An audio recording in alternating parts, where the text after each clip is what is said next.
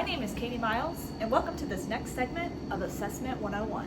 Today, we are going to discuss implementing the curricular approach in student affairs work, specifically developing interventions with learning outcomes that support your institution's mission, and aligning your efforts with the efforts of other departments. Assessment 101.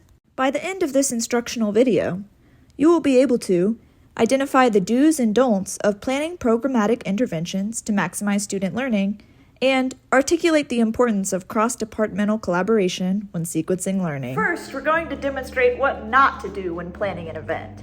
In the following clip, you will see two program coordinators in the Student Activities Office, one an experienced professional and one a young professional, that are in charge of planning an event for First Year Welcome Week. Okay, so I've only got 15 minutes until my next meeting, so let's just get into it. Okay, sounds good. So our next agenda point that we need to talk about is Welcome Week. So I think this is going to be exciting for us, especially in our academic ideas. So I think we should start creating ideas. I mean, what do you think?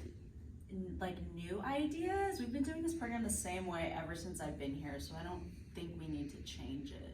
Well, I was just looking at all our data, and I think it would be smart if we just revisit and try to align it with the new mission since the college just revised it.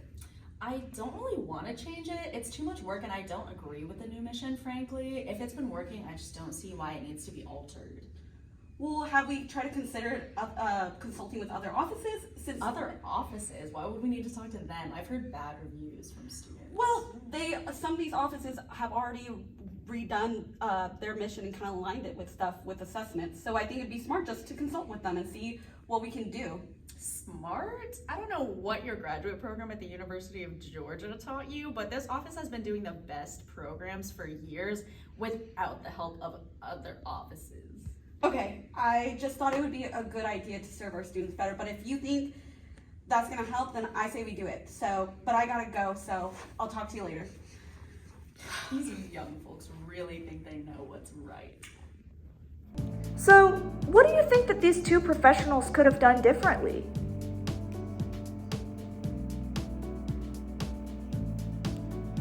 That's right. These two professionals in the Student Activities Office did not communicate effectively and could not agree on how to plan the event. The experienced professional does not align the office's programming to the institution's new institutional mission and is not willing to collaborate with other offices. They place their personal feelings above the students' learning and development. However, the young professional is trying to align the intervention with the institution's mission. She seeks to educate students outside of the classroom and wants to develop sequence strategies and design intentional programming to further student learning. Now that you've had a chance to see what not to do when planning a program, let's check out this clip of the correct way to collaborate with other offices and align intended learning outcomes to institutional goals. In this scene, a special guest from the orientation office will be joining our student activities protagonists. Hey, okay, we'll jump right in just because I have another meeting in 15 minutes. But what are we thinking for planning for Welcome Week for the upcoming school year? Okay, good. So I think what would be the smart move is that we meet with the orientation office since they're hosting Welcome Week every year, and so they have great knowledge about it. And I think it would help us as our event to serve first year students without having to duplicate what they have already done during the summer. So I'm gonna call them real quick. Hi orientation, this is Student Activities. We're just calling to ask if you wanna collaborate with us. I'll be right there. Hi y'all, I'm so glad you reached out to me. Here at the orientation office, we strive to implement the curricular approach. This means that we align our intended learning outcomes with the institution's mission and work with other offices to sequence learning for first year students throughout the year.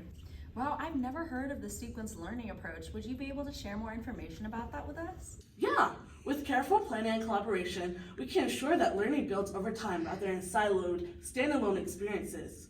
We have developed intended learning outcomes to support this sequence learning using Bloom's taxonomy.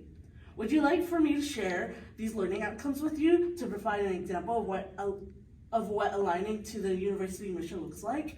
Oh my God, yes, that would be so cool. Even after 57 years at this institution, I'm always open to learning new things. I can't wait to learn more about learning outcomes and how it can help build better programs for the future. Yeah, with learning outcomes, you can assess student learning and ensure that your office's efforts are contributing to the university's mission. I love working with different offices and collaborating. Down with silos! Whoa, wait, what are silos? I'm so glad you asked. I once read in a paper that student affairs programs are, of necessity, horizontal since they address the needs of all students in all schools. Optimally, they work across and with vertical structures, or silos. In short, while the majority of divisions, departments, and administrations are vertically organized, students experience the university horizontally. This being the case, student services, transition offices, advising, etc. are organized horizontally. Furthermore, with the intersection of these vertical and horizontal structures, a coupling effect is permitted to occur, which supports student success. Hence, when taking into account both organizational structure and how students engage with these structures, it is evident that assessment should be conducted both vertically and horizontally. Wow, I never thought about it like that. Wow, me neither. That was so informative. Thank you, Orientation Office. Well, this is great information. We still don't have a program for Welcome Week. What do you think, experienced professional? Well, I think it would make sense to align our intervention with the intended learning outcomes related to student organizations. We are student activities after all. Very true. Orientation already hosts a student involvement fair, so it wouldn't make sense to duplicate the efforts. Maybe we should host an event that gets students involved with the orgs in our office. They were introduced during orientation. Well, what do you think about a first-year day of service? Involvement in service aligns with our institution's mission, and this would be a great introduction to our various service organizations and community beyond the university. This sounds amazing. It appears that you are getting the hang of sequencing learning. Now, you have seen what not to do and what to do. After watching both scenarios, can you see the difference? Amazing! Collaborating with other offices and aligning their work to mission statements and creating learning outcomes help guide student affairs professionals' work in enriching the students' learning and experience. You may notice that the orientation personnel touch on learning outcomes, sequence learning, and silos. These are terms that relate to developing a curricular approach. A curricular approach aligns the missions, goals, outcomes, and practices of student affairs division, department, or other units that work to educate students beyond the classroom with those of the institution and organizes intentional and developmentally sequenced strategies to facilitate student learning. To recap, when planning an intervention for students, you should 1. Develop intended learning outcomes that align with the institution's mission, and 2. Collaborate with other offices on campus to ensure that student learning occurs in a sequenced and seamless manner and that efforts are not duplicated. Thank you for joining us on Assessment 101. We hope to see you next time. Assessment 101.